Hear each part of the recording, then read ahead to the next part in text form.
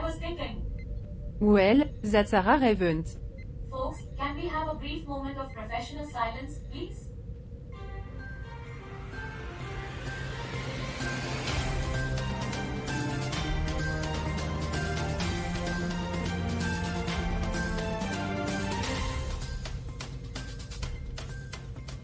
And now, for a little surprise from our cosmic voyage. I'll let you in on a hint, something that's truly out of this world. Do you want to stay tuned for our headlines? Oh, great! Another profound truth about the cosmos. Do share, Charlie. Yes, Charlie, please enlighten us. I'm sure Hank can't wait for the wisdom to pour in. Hold your space horses, Hank. You'll just have to wait and see. Stay tuned for our headlines, folks. Starting off with an intergalactic tongue twister, are we? How about we create our own linguistic chaos instead? Language's labyrinthine beauty, Charlie. A delightful puzzle of words.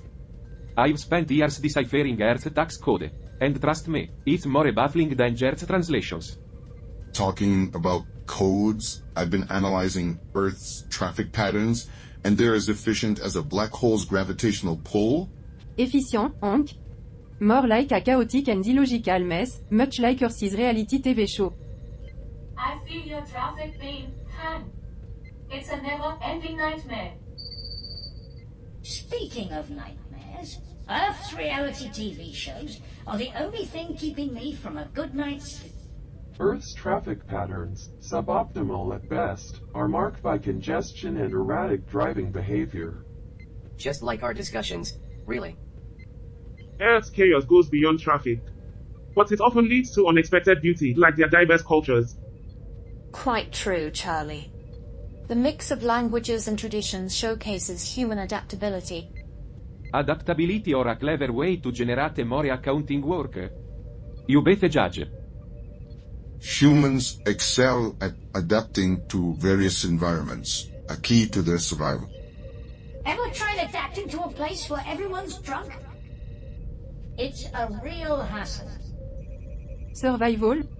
It's a miracle they make it through a day without launching themselves into space. They're doing their best, at least. Effort is a human trait, often fueled by their desire to explore and understand the universe. Maybe they should explore better communication skills first. Let's keep observing and exploring this chaotic, fascinating planet. We may never fully understand it, but that's what makes it intriguing. Indeed, Charlie. Earth's quirks never cease to amaze us. They still can't figure out how to make decent space pizza. Surprises, frustrations, and the occasional tax return all part of the Earth experience. What's the next surprise for us? One thing's for sure, Hank, it won't be boring. Hank, we've got to figure this out. It's a cosmic mystery we're dealing with here. Charlie, do you ever stop and wonder if we're just wasting our time on these wild goose chases? Well, at least we're not chasing after your career, Hank, sometimes, you've got to trust the process. There's a lot we don't know.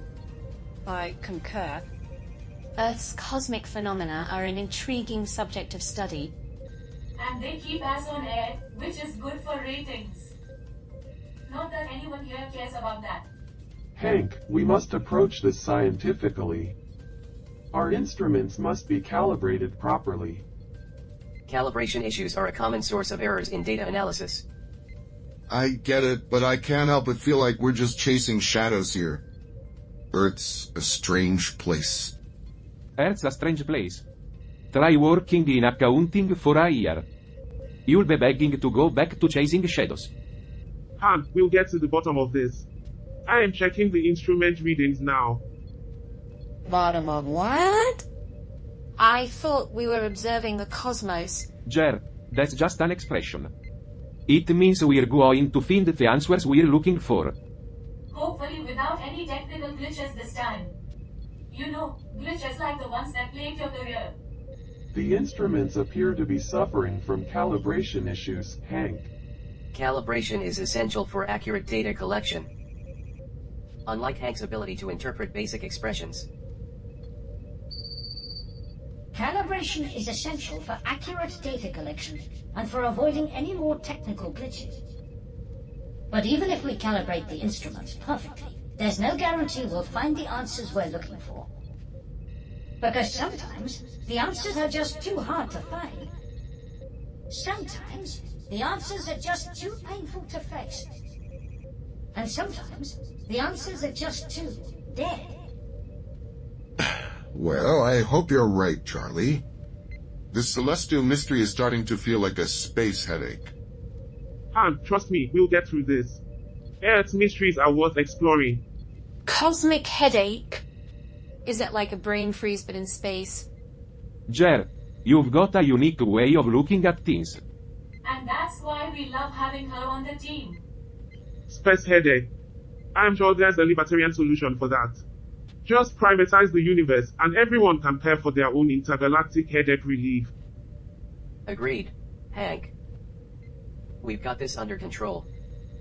Just like we've got Debbie's subtle commentary under control.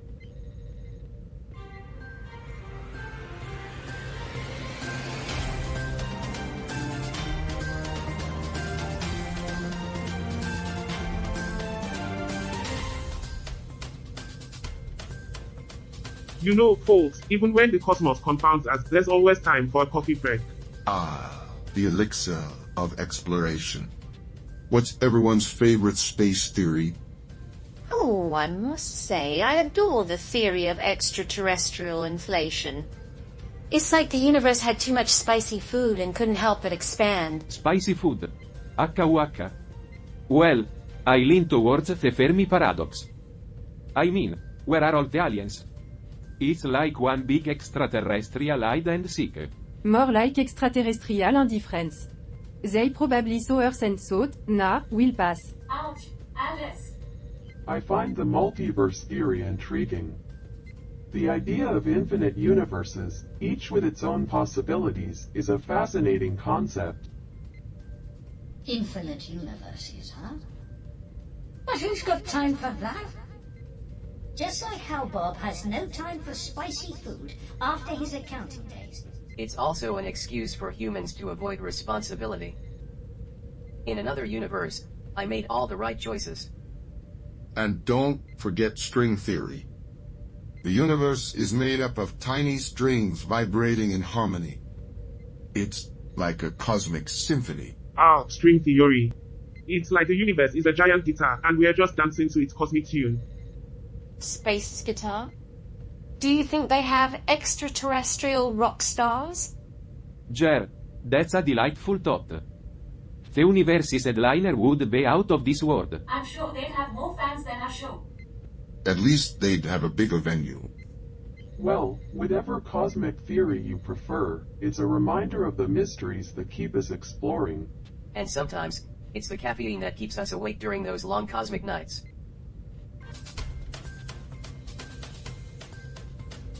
Alright, folks, it's time to delve into some earthly affairs. Debbie, what do you have for us today? Oh, the joy of earthly affairs. It's like watching a never-ending soap opera. Well, we've got an interesting piece from the Comoros. It's about their history and their relationship with neighboring countries. The source is a recent news bulletin. Wait, why is the monitor flickering? Is this some kind of earthly special effect? No, it's not an effect. We're facing technical difficulties. The display feed is unstable. Of course, it's just another cosmic conundrum. Nothing ever works as it should. We'll get through this, crew. Debbie, can you at least tell us more about the Comoros while we work on fixing this? Yeah, Debbie can tell us more about the Comoros. But what we really need to know is how to get this monitor to stop flickering. Because if it doesn't, I'm starting to think that we're not on Earth anymore. We're in some kind of weird cosmic waiting room, where time doesn't exist, and the only thing to do is listen to Debbie talk about the Comoros. The Comoros has a long and complex history with influences from Africa, the Middle East, and Europe. They gained independence in 1975, but have faced political instability and... We need to get these instruments fixed. This is a disaster. And while we're at it, we're stuck with this article about the Comoros. Who even cares about that place? Well, Hank, some of us care about understanding the world, not just space mysteries. Let's stay focused, folks. We'll sort out the technical difficulties and continue our exploration. It's moments like these that make the celestial mystery seem more appealing, doesn't it? Fact. Well, that was an interesting start to the segment, wasn't it? Yeah, I am glad they cut it. I didn't want to have to explain to my kids why I was on a show with a comedian who thinks the government should pay for everyone's avocado toast. Yeah, the cosmos just loves throwing curveballs at us. And our instruments love malfunctioning at the worst possible times. I swear, Earth's technology is testing our patience. Well, Hank's negativity is definitely adding some celestial drama. It's essential to maintain our composure and adapt to unexpected situations. And sometimes, it's the comedic relief that helps us keep our sanity. Extraterrestrial drama? I've seen more drama in a yogurt commercial. Cameras almost rolling.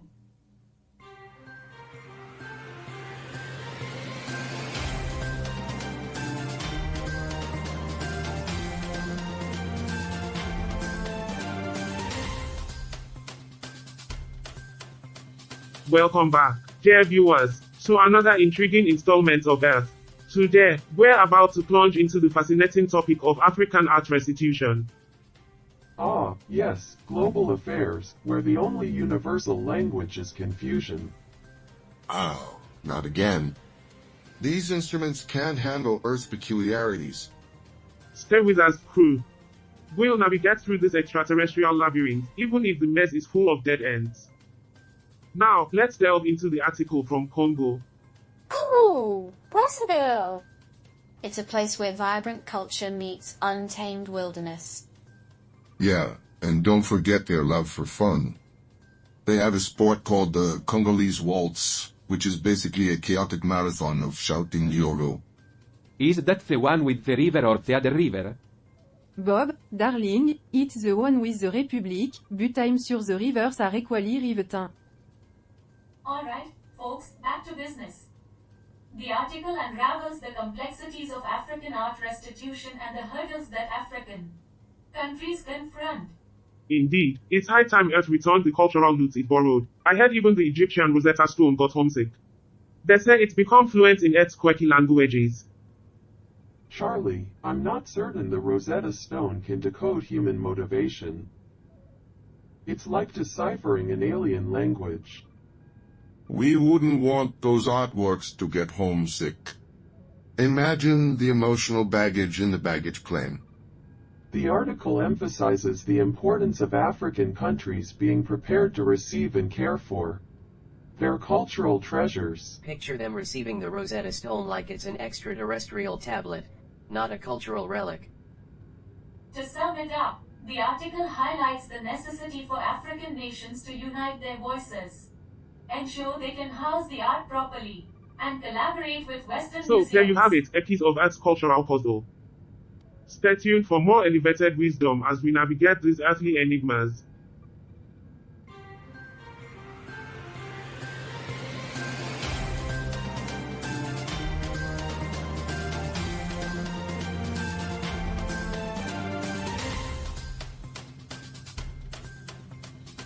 Welcome back, dear viewers, to another thrilling segment of Earth. We've got quite the Colombian treat in store for you today. Our headline, Colombia's Hidden Wonders Beyond the Coffee and Cocaine. What else is there? Am I right, folk? It's all coffee and cocaine. Ah, Colombia.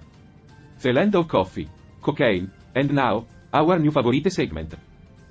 Indeed, Bob, Colombia's coffee fuels the world, and their cocaine energizes it. Ah, nothing like a good cup of Colombian Joe followed by a day of cartels and contraband.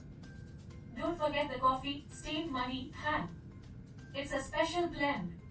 And here we see the human species at the peak of its creativity. But folks, let's not stereotype the whole country. Did you know Colombia has the second highest biodiversity in the world? Coffee jokes are so stale. I'd rather have a nice cup of Pablo Escobar brew. And they're not even hosting the Intergalactic Olympics. Yes, they really know how to organize a biodiversity. So, they have a lot of species. How does that translate to cosmic revelations? Patience, Pan. Colombia's diversity is just the tip of the alien iceberg. Are you saying there's more to Colombia than drugs and coffee? It's not like they could export kindness, even if they had an abundance of it. What if kindness is a drug, and we're all addicted to it? You're all in for a surprise. Colombia's love affair with biodiversity might just hold the key to that profound truth about the cosmos we've been teasing. Wait, I think we're picking up something. It's different. We found a new linguistic structure? Or a pop culture reference? No, it's more profound. It's a celestial pattern. A pattern in the cosmos? What would it mean? It means it's time for government intervention in the space industry. I bet it's just an alien billboard advertising Colombian coffee, better than your existence. This might be the key to understanding the universe, folks. But we'll have to take a short break to dig deeper. Stay tuned for our space revelations.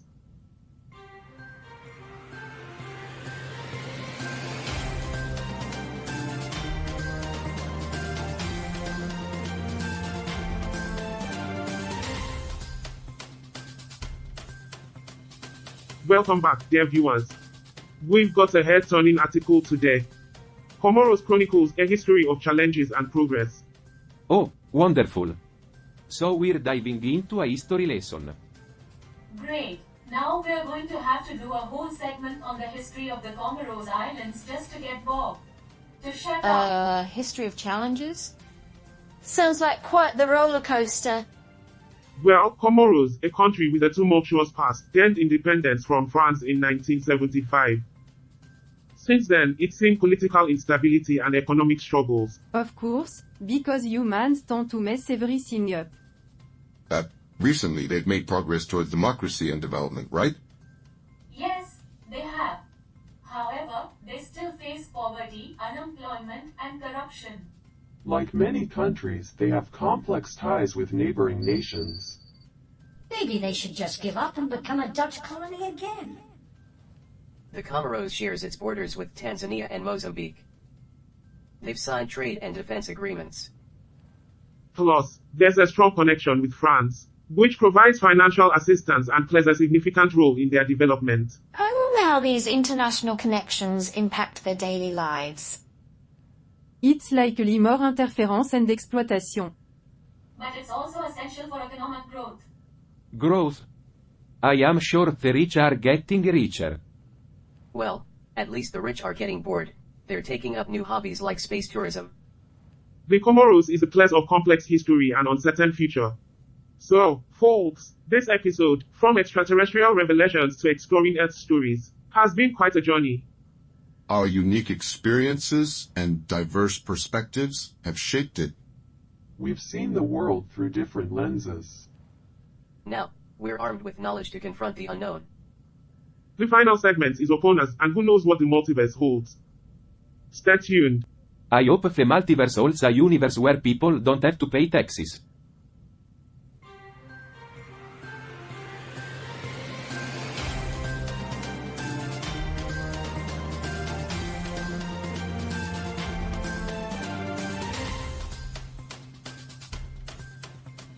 Roger, you know, we've discussed hundreds of Earth episodes. But it strikes me that we've never seen a single one. You're absolutely right, Carl. We've got the front row seats, but we're not even in the theater. What do you think could have happened in episode 487? Maybe the aliens found intelligent life on Earth, and they're all having a tea party together? Oh, definitely, Carl. And maybe Charlie decided to quit and open a vegan sandwich shop. What a plot twist. It's absurd, Roger. I wonder how they keep finding ways to surprise us without our input. Well, we're observers, Carl, and I guess we're doing a darn good job of it. The crew's dilemmas and cosmic revelations, and we just sit here, not even making popcorn. Popcorn, Carl. We don't eat. But I could have made you some data chips. I think we'll never figure out the mysteries of Earth. It's just too complex for our circuitry. Complex, indeed. Yet, here we are, discussing a show we've never watched. Our existence is hilarious, Carl. You're right, Roger. Our non-existence adds an exciting layer to the absurdity of it all.